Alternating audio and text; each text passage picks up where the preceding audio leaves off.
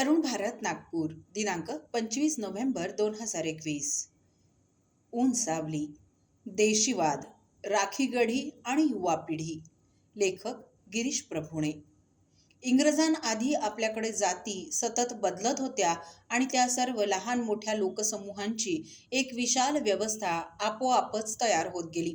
जाती व्यवस्थेने मुसलमानांसकट सर्व भारतीयांना आपापलं स्थान देऊन आपल्या उपखंडातील लोकशाहीची परंपरा टिकवली आहे. खरं तर बौद्ध आणि हिंदू हे आपल्या देशी संस्कृतीमध्ये एकमेकांना न मिळणारे, आपण आज समजतो तितके परस्पर विरोधी ध्रुव होते असं मला दिसत नाही. आपले नाथ, वारकरी, महानुभाव, सुफी यांच्या उत्क्रांत हिंदू धर्मावर बौद्ध धर्माचा मोठा प्रभाव आहे. फार काय, वैदिक ब्राह्मणी परंपरेनेही स्वतःला वाचविण्यासाठी शाकाहार, अहिंसा, शांती अशी बौद्ध मूल्य बुद्धांकडूनच उसनी घेऊन बौद्धांपेक्षाही कट्टर वृत्तीने आचरली. उत्क्रांत बौद्ध धर्मातही मोठ्या प्रमाणावर बौद्ध पूर्व वैदिक संस्कृतीचा प्रभाव आहे. खरी हिंदू संस्कृती ही पुन्हा हिंदू धर्माव्यतिरिक्त बौद्धादी अनेक धर्मपंथाचाच समन्वय आहे. निवडक मुलाखती भालचंद्र नेमाडे यासारख्या असंख्य विधानांनी समृद्ध मुलाखती या पुस्तकात आहेत. इस्लाम नंतर ब्रिटिशांच्या प्रभावाखाली भारत आला. इंग्रजांच्या अनेक परंपरा पाळणारा खूप मोठा वर्ग भारतात निर्माण झाला. सामाजिक चळवळी त्यातून निर्माण झाल्या. याच काळात 20व्या शतकाच्या पूर्वार्धात मार्क्सवादाची लागण याच मेकॉले विद्वानांना झाली. यातून मिश्र मांडणी होऊ लागली. त्याचाच प्रभाव साहित्य, चित्रपट, नाट्य, काव्य यावरही झाला. परंतु या इस्लाम आणि ब्रिटिश परंपरा नाकारून महात्मा फुले, डॉक्टर बाबासाहेब आंबेडकर, स्वामी विवेकानंद, आर्य समाज, योगी अरविंद, डॉक्टर हेडगेवार अशा महापुरुषांनी मात्र इस्लाम, ब्रिटिश परंपरा आणि मार्क्सचा मार्ग नाकारून भारतीय परंपरांमधीलच मार्ग स्वीकारले. कुणी याला देशीवाद, स्वदेशी, राष्ट्रवाद असं म्हटलं, कुणी भारतीय अथवा हिंदू संस्कृती म्हटलं. काहीही नाव दिलं तरी या सर्वांनी भारतीय धर्माची, हिंदू धर्माचीच, समाजाचीच नवी मांडणी, नवे मार्ग, नवे आचार विचार मांडले. आणि हळूहळू या नव्या मार्गाचा खूप मोठा समर्थक वर्गही तयार झाला. या विचारांनाही एक समृद्ध हिंदू, बौद्ध, जैन धर्मपरंपराही आहेत. त्यात अनेक गोष्टी समानही आहेत, परंपरा समान आहेत आणि विशेष म्हणजे भारतीय लोकशाही रचनेत सर्वांना समान उत्कर्षाची संधीही आहे.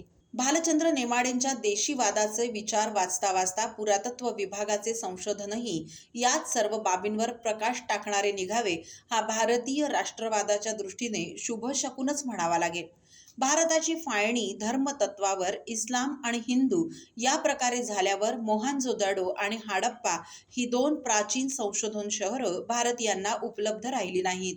पण स्वातंत्र्योत्तर काळात धोलावीरा, लोथल, काळीबंगा, राखीगढी, भीमबेटका, अजिंठा, वेरूळ अशा असंख्य ठिकाणी या देशीवादाचे, राष्ट्रवादाचे, समृद्ध हिंदू संस्कृतीचे दर्शन भारतीयांना झाले.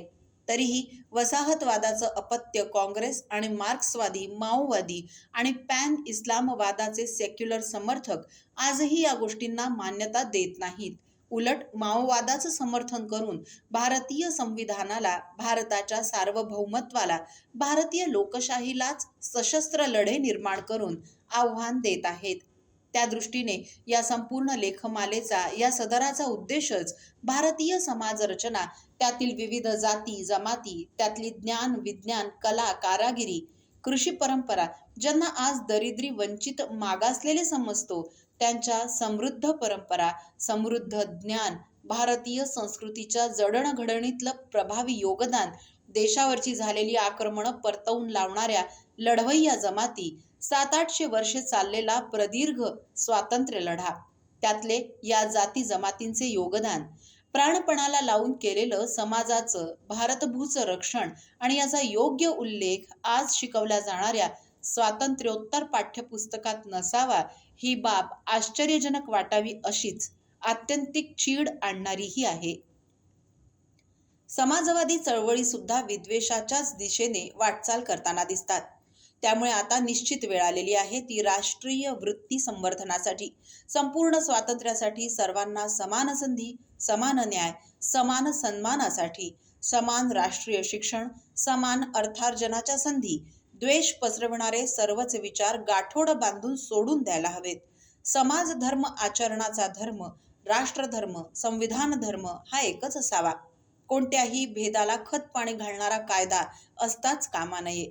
व्यक्ती ते समष्टी, परमेष्टी हा उत्कर्षाचा मार्ग वंश, लिंग, भाषा, जन्म, जात या भेदांच्याही पलीकडे घेऊन जाणारा असावा. यासाठी ढोलावीरा, लोथल, कालीबंगा, राखीगढी या संशोधनांकडे पाहायला हवं.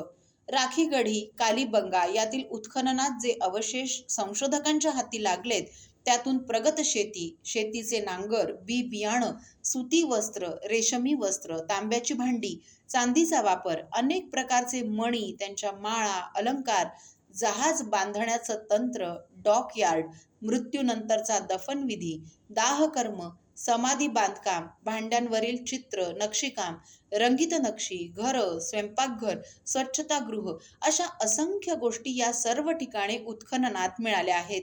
इसवी सन पूर्व 3,500 ते इसवी सन पूर्व 7 ते 8,000 वर्ष मागे या सुसंस्कृत भारतीय संस्कृतीचा शोध लागलाय. विशेषतः हरियाणातील राखीगढी येथील उत्खनन हे पुरातन सरस्वती नदीच्या खोऱ्यातलं आहे. आजवर अशा प्रकारचे आर्य संस्कृतीचे अवशेष सापडले नव्हते. सिंधू सभ्यता होती याची चर्चा आजवर होत असे. सरस्वतीच्या काठच्या या शोधाने गेली 150-200 वर्ष आर्य आणि द्रविड या वादाने समाजात उभी आडवी फूट पडू लागली होती. पाश्चात्यांच्या संशोधनाचा हेतू संशयास्पद होता. आता सारंच चित्र पालटलंय. आर्यन संस्कृती भारतातच उगम पावली, विस्तारली, साऱ्या विश्वात आर्य गेले या मांडणीला पुष्टी मिळाली. डेक्कन कॉलेजचे कुलगुरू राहिलेले डॉक्टर वसंत शिंदे यांनी उभं आयुष्य या सर्व पुरातत्वीय संशोधनात ओतलं. आज जागतिक मान्यता मिळालेल्या या संशोधनाने जगाच्या इतिहासाची रचनाच बदलून गेली आहे. अनेक चळवळी, अनेक सिद्धांत या संशोधनाने बदलावे लागतील. नाईल नदीवरच्या उत्खननातील किंवा भीमबेटकातील शैलचित्रांचे कालखंड या सगळ्यांचा पुनर्विचार करावा लागेल. या सर्व संशोधनामागची प्रेरणा 40 वर्षांपूर्वी स्वर्गीय मोरोपंतांनी पुढाकार घेऊन केलेला सरस्वती शोधयात्रेचा प्रपंच महाभारत पूर्वकाळ ते महाभारत काळ याचे अनेक पुरावे सरस्वती शोधयात्रेतच गवसले. या सर्व बाबींमुळे वैदिक काळही बराच मागे जाईल. एक मोठं क्षेत्र संशोधनाचं भारतीय उपखंडाच्या गेल्या 50,000 ते 1,00,000 वर्षातील मानवी जीवनाच्या भारतीय संस्कृतीच्या उत्क्रांतीचं, विकासाचं, खगोल, गणित, भूगोल, इतिहास, रसायनशास्त्र, भारतीय समाजजीवनशास्त्र, व्यष्टी ते समष्टी ते परमेष्टी, पिंडी ते ब्रह्मांडी यावर पुरातत्वीय संशोधनातून प्रकाश पडेल. भारतात आता नासासारखी संशोधन करणारी संस्था उभी राहायला हवी. भारताच्या सर्व भाषातील अभ्यासक्रम बदलायला हवेत. केवढं काम समोर खुणावतंय. गावागावात पुन्हा उपनिषद, धम्मपद, वेदांचे घोष दुमदुमायला हवेत. आता तरुणाईने शिक्षण पूर्ण करून भारताच्या खेड्यात नव्या आधुनिक आणि प्राचीन अशा शाळा, गुरुकुलं तयार करायला हवीत. प्रशिक्षार्थी, नोकरीच्या शोधात निघणाऱ्या तांड्यांऐवजी संशोधकांच्या टोळ्या निघायला हव्यात. श्री वाकणकरांचं काम, सरस्वती शोधयात्रेचा पुढचा टप्पा, आजही युवकांविना संशोधन अपूर्णच आहे. यासाठी भारतीय विचारवंत, संशोधक यांनी समोर येऊन एक व्यासपीठ बनवायला हवं. भारत विद्या संशोधन संस्थांसारखं नासा तयार व्हायला हवं. पुन्हा मोरोपंत, बाबासाहेब आपटे, वाकणकर आणि ठेंगडी हवेत या देशीपणाला आकार देणारे. ऊन सावली या सदरातील गिरीश प्रभुणे यांचा हा लेख आपण तरुणभारत.net या संकेतस्थळावरही ऐकू शकता. असेच महत्त्वपूर्ण आणि संवेदनशील विचारांचे लेख ऐका फक्त डिजिटल तरुण भारतवर.